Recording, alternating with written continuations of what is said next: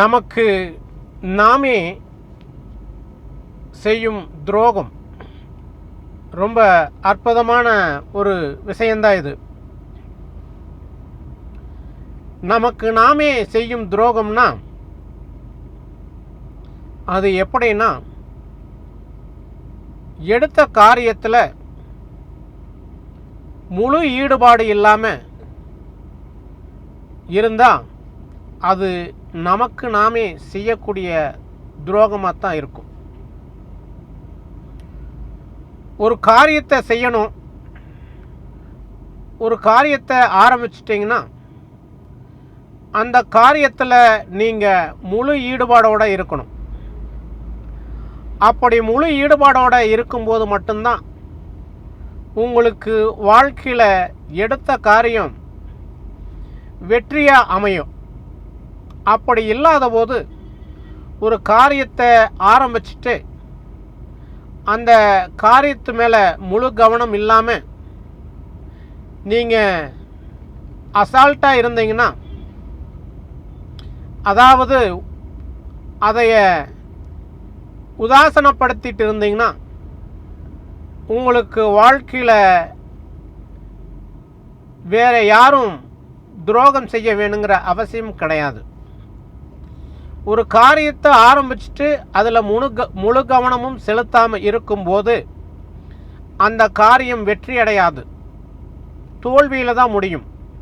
அப்படி தோல்வியில் முடியும் போது நீங்கள் வாழ்க்கையில் விரக்தி அடையக்கூடிய சூழ்நிலைகள் உருவாகும்.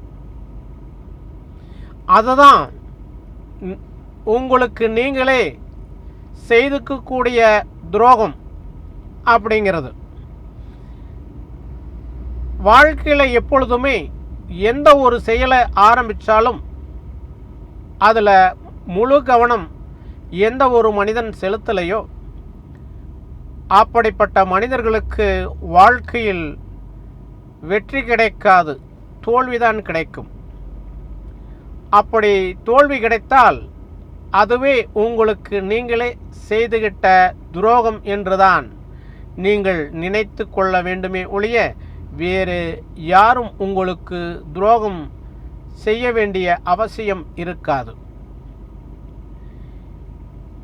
பதவியாக இருந்தாலும் சரி, வேறு வியாபாரமாக இருந்தாலும் சரி, ஒரு சாதாரண விஷயங்கள் செய்தாலும் சரி,